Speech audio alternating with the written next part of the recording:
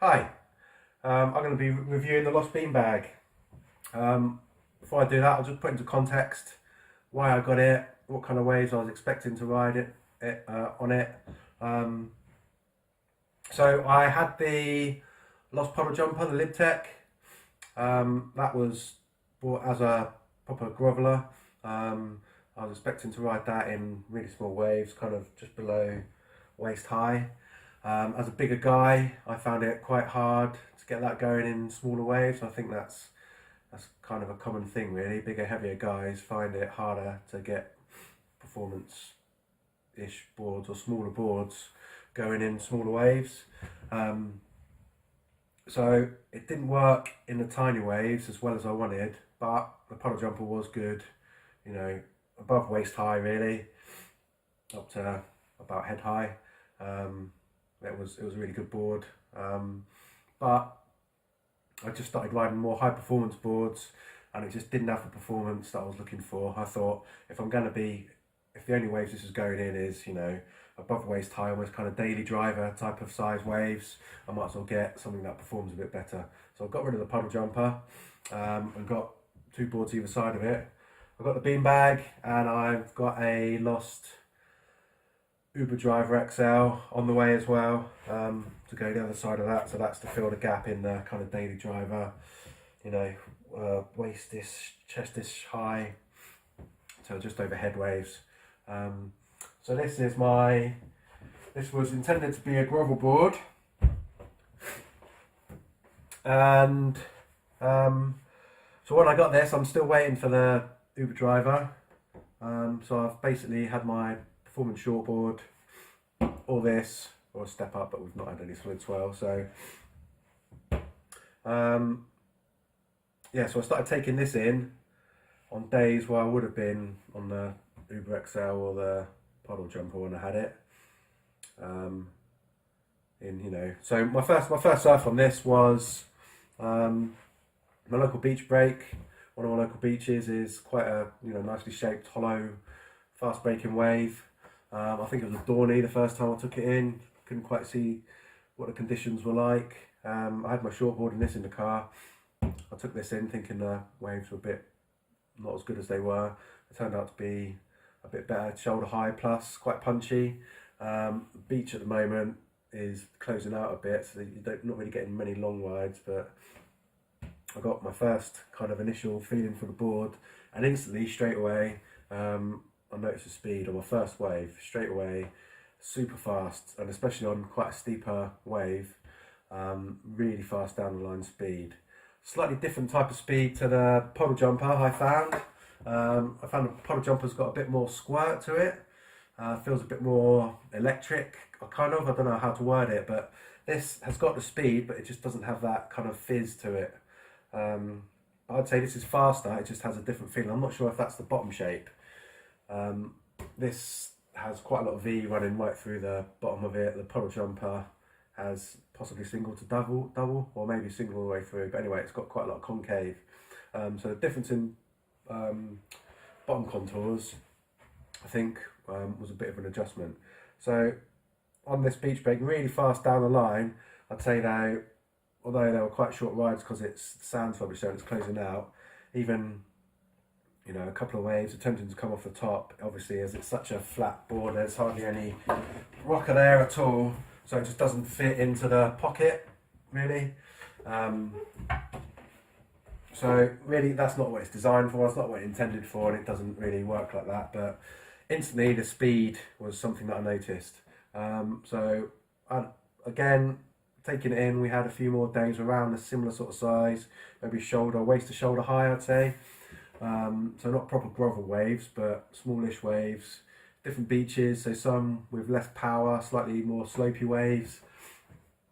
And it was kind of mixed really, my feelings on that. I think it took a lot of getting used to the board. So again, loads of speed, obviously really easy to paddle, really easy to get into waves. That's quite, you've got all this surface area here, so it's going to be, that's going to be no issues. Yeah, really fast down the line, and then trying to kind of go top to bottom. Obviously, you're not going to get this vertical as, you know, a more performance shape, but it does allow you to come off the top and do some turns. They're just not as vertical. But what I found was, as I'm coming off the top, a couple of things. Firstly, a couple of times I found myself like caught on the inside rail, so I'd come off the top, and generally on other boards I'd come down and be ready for the next kind of turn.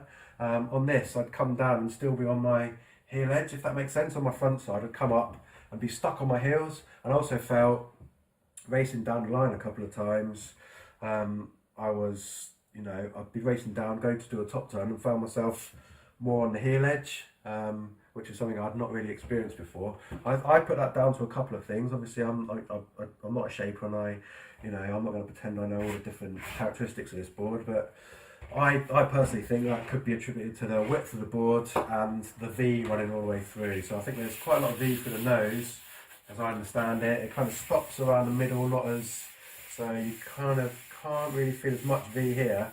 And then through the tail again, there's loads of V.